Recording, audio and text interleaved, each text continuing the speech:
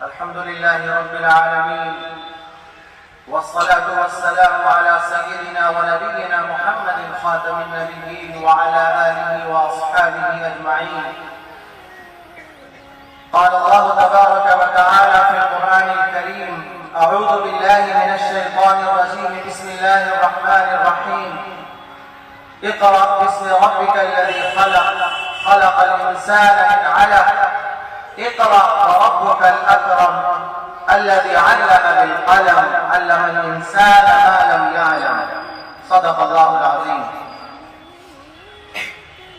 Stage پر موجود علماء کرام، مہمانان نظام اور محترم حاضرین، وقت کی بڑی قلت ہے اور وقت کی پابندی قرآن کریم کی اہم تعلیمات میں سے ایک ہے۔ اس سلسلے میں 2-4 منٹ میں ہی اپنی بات ختم کروں گا، چونکہ بہت ساری باتیں ہو بھی چکی ہیں۔ آپ حضرات کی توجہ چاہتا ہوں۔ بزرگوں، ایک ہے قرآن کریم اور ایک ہے حافظ قرآن۔ قرآن کریم کو حفظ کرنے والے بچے اور قرآن کریم کو سمجھنے والے علماء، ظاہر ہے ان کی تعداد کم ہی ہو۔ سماج کا ہر بچہ حافظ قرآن نہیں ہو سکتا۔ علماء اور حفاظ کی تعداد کم ہوگی، لیکن قرآن ان علماء کی صرف کتاب نہیں ہے۔ قرآن کریم صرف ان حافظوں کی کتاب نہیں ہے۔ یہ مدرسے میں پڑھانے والے علماء اور مسجدوں کے ائمہ کی صرف کتاب نہیں ہے۔ جس طرح سے اللہ رب العالمین ہے، ہمارے پیغمبر رحمت للعالمین ہے، اسی طرح قرآن کریم ذکر للعالمین، نذیر للعالمین۔ اللہ تعالیٰ صرف مسلمانوں کا خدا نہیں ہے، اللہ تعالیٰ پوری کائنات کا رب ہے۔ ہمارے پیغمبر صرف مسلمانوں کے نبی نہیں ہیں، وہ ساری انسانیت کے لیے رحمت ہے۔ قرآن اسی طرح سے پوری انسانیت کے لیے رحمت ہے، پوری انسانیت کے لیے نصیحت کی چیز ہے۔ ہم ایمان والے بندوں کا تو ایمان ہے کہ قرآن اللہ کا وہ کلام ہے جس کی پیروی میں ہی پوری انسانیت کی کامیابی۔ بزرگوں، یاد کیجیے ان ایام کو جب قرآن کریم نازل ہوا تھا۔ اللہ فرماتا ہے قرآن کریم میں: ظہر الفساد فی البر والبحر، کہ پوری کائنات میں فساد پھیلا ہوا تھا۔ قرآن کہتا ہوا ان کان من قبل لفی ضلال مبین، کہ جس وقت قرآن کریم نازل ہوا اس سے پہلے ساری انسانیت کھلی گمراہی میں تھی۔ کھلی گمراہی کا مطلب یہ ہے کہ انسانوں کے نہ عقیدے درست تھے، انسانوں کی نہ عبادتیں درست تھی، انسانوں کے نہ اخلاق درست تھے، انسانوں کے نہ معاملات درست تھے۔ ساری انسانیت کھلی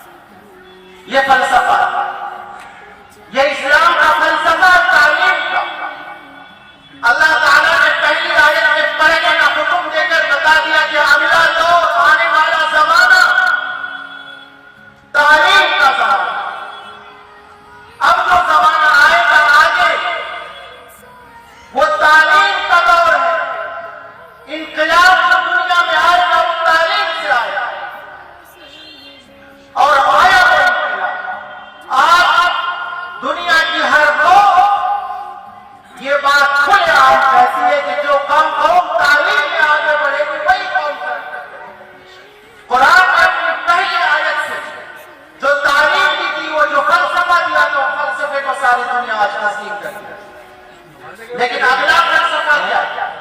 پڑھیے اپنے رب کے نام سے، معلوم ہوا کہ وہ تعلیم چاہے اسکولوں میں ہو رہی ہو، چاہے یونیورسٹیوں میں ہو رہی ہو، چاہے مدرسوں میں ہو رہی ہو، ہر وہ تعلیم جس کا رشتہ رب سے جڑا رہے گا وہی تعلیم انسانوں کے لیے مفید ہو سکتی ہے، اور ہر وہ تعلیم جس کا رشتہ رب سے کاٹ دیا جائے گا، جس تعلیم کا رشتہ رب سے کاٹ دیا گیا وہ تعلیم سراسر انسانیت کے لیے بربادی کا سبب ہے۔ بچوں پڑھو جہاں پڑھنا ہے تمہیں، لیکن یاد رہے کہ رب سے مربوط ہو کر کے پڑھنا، رب سے جڑ کر کے پڑھنا۔ آپ تاجر بنیے، آپ بزنس مین بنیے، آپ سرکاری نوکریاں کیجیے، آپ جو کیجیے، آپ کام کیجیے، جو بھی کام کرنا چاہتے ہیں کام کیجیے، مگر رب سے مربوط رہنا، اس قرآن کریم کی تعلیمات کو اپنی زندگی میں لانا، یہ ہم سب کی ذمہ داری ہے۔ اللہ نے کیا فرمایا؟ اقرأ وربک الاکرم، پڑھیے آپ سب بڑا کریم، یعنی تعلیم سے جڑنے والے بچے، تعلیم دینے والے اساتذہ اور ٹیچرز یہ سمجھے کہ یہ تعلیم اللہ کے کرم کا ہے۔ ربک الاکرم، اس رب کریم نے تمہیں اس تعلیم سے جڑا، اگر توفیق نہ ہوتی رب کی تو تم اس تعلیم سے نہیں جڑ سکتے۔ تعلیم کے جتنے شعبے، جتنی شاخیں ہیں سب مفید ہیں، مگر جیسے ہم کیٹیگری بنانا ان کیٹیگریوں میں ظاہر سی بات ہے کہ دینی تعلیم اور قرآن کی تعلیم کا نمبر سب سے اوپر ہوتا ہے۔ ایک وہ تعلیم ہے جس کا سلیبس انسانوں کا لکھا ہوا، ایک سال چلتا ہے اگلے سال بدل جاتا ہے، ایک سال چلتا ہے پھر بدل جاتا ہے۔ کیوں؟ اس لیے کہ کمزور انسان کا، کم علم والے انسان کا لکھا ہوا سلیبس ہے۔ اور ایک وہ کتاب ہے جو اللہ کی کتاب ہے جس میں ذرہ برابر کسی تبدیلی کا امکان نہیں ہے، جو نور مبین ہے، جو روشن ہے۔ ظاہر ہے اس تعلیم کا مقام کوئی بھی حاصل نہیں کر سکتا۔ اسی لیے بزرگوں حالات تو آئیں گے، اقرأ باسم ربک الذی، والی سورت میں صرف 5 آیتیں نازل ہوئی کہ رسول اللہ صلی اللہ علیہ وسلم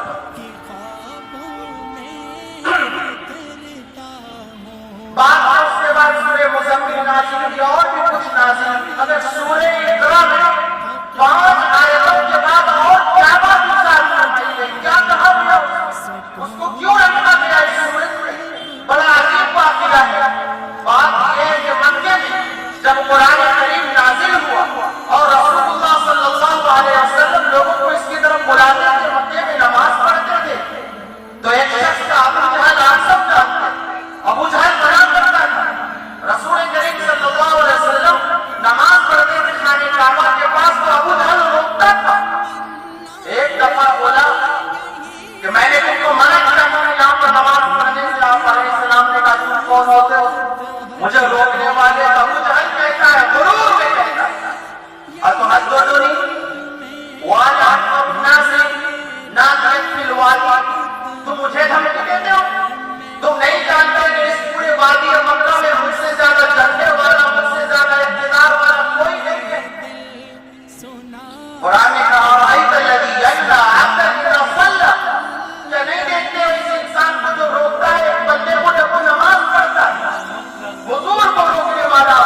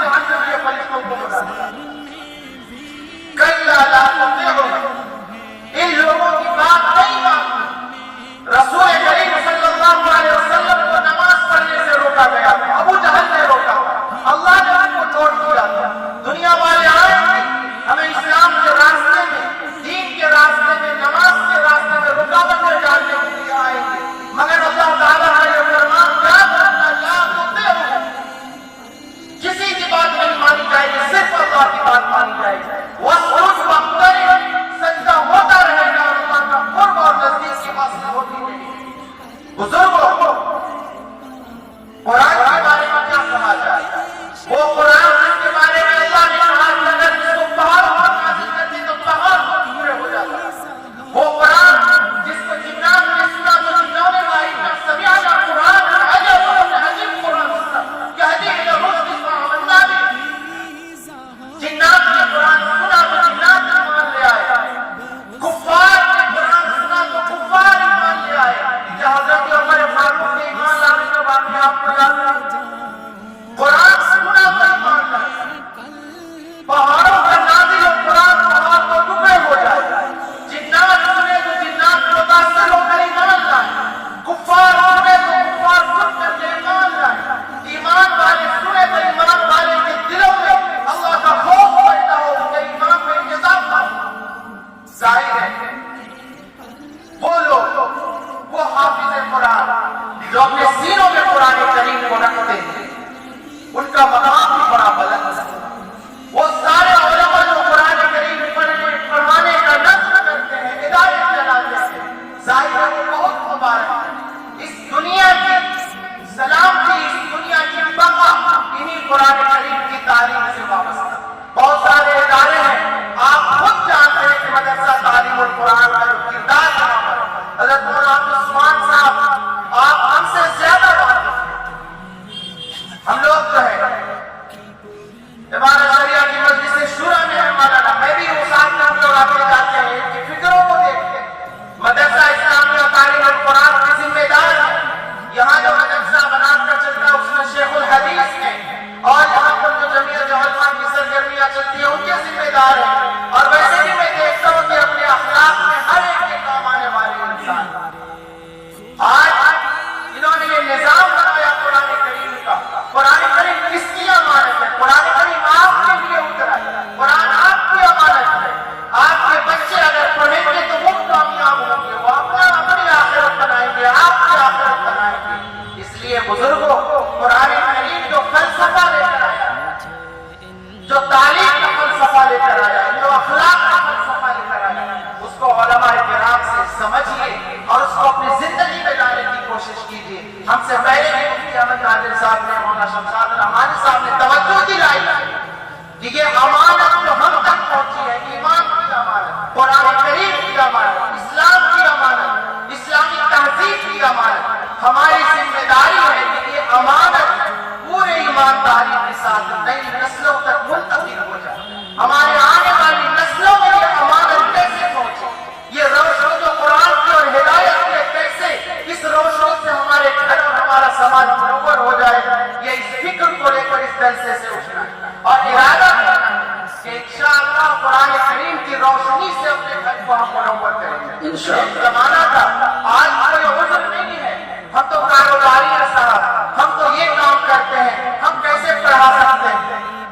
آج آن لائن کے ذریعے بھی پڑھ سکتے ہیں۔ آپ کس سے پڑھنا چاہتے ہیں؟ آپ کا حوصلہ ہونا چاہیے۔ آپ دنیا میں کس سے پڑھنا چاہتے ہیں؟ آپ نظام بنا سکتے ہیں۔ ہم نے اس کے لیے کوششیں کی، الحمدللہ ہم نے لڑکیوں کے لیے آن لائن نظام بنایا، اللہ پر بھروسہ کر کے ماشاءاللہ ہندوستان کے ہر صوبے سے لڑکیاں جڑی ہوئی ہیں اور تعلیم حاصل کرتی ہیں۔ ماشاءاللہ نظام چل رہا ہے، آج عذر نہیں ہے۔ میرے نظام میں داخلہ ماشاءاللہ اور وہ اپوزیشن جو لائی بتا دی ممبئی میں، تو میں یہ کہہ رہا ہوں کہ آج عذر بڑوں کو عذر نہیں ہے، اسکول میں پڑھنے والے لوگوں کو عذر نہیں ہے، گھر میں رہنے والے خواتین کو عذر نہیں ہے کہ وہ قرآن کی تعلیم نہیں حاصل کر سکتی۔ ہمت کریں گے، حوصلہ کریں گے، تلاش کریں گے تو آپ کو موقع ضرور ملے گا اور قرآن کی روشنی ہر تک پہنچے گی۔ میں حضرت مولانا عبدالسبحان صاحب کو دل کی گہرائیوں سے مبارکباد پیش کرتا ہوں اور دعا کرتا ہوں کہ یہ نظام کا خوب آگے بڑھے، پھلے پھولے اور اس کا فیضان پورے ہندوستان میں عام ہو جائے۔ یہاں کے بچوں کو اللہ تعالیٰ دین کا پاسبان اور دین کا ترجمان بنائے اور یہاں کے اساتذہ کو اللہ تبارک و تعالیٰ ایسا روشن سورج بنائے جس کی روشنی سے پورا جنت منور ہو جائے۔ میں اسی بات پر اپنی بات ختم کرتا ہوں۔ آخر دعوانا الحمدللہ رب العالمین۔ جزاک اللہ خیر حضرت مفتی صاحب۔ حضرات وقت اجازت ہم نہیں دے رہا کہ کچھ بھی گفتگو کی جائے، اس لیے اب حضرت مفتی صاحب کے بعد پھر میں تقریر ہی کے